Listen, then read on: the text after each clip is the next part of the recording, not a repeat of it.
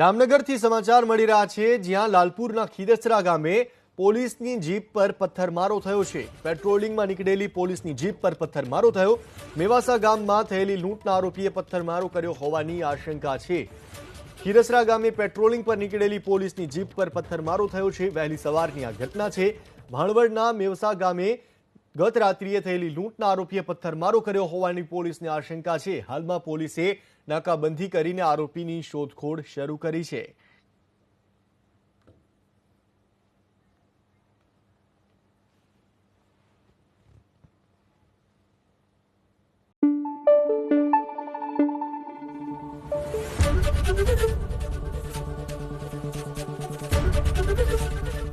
ABP अस्मिता, गुजरातनी अस्मिता।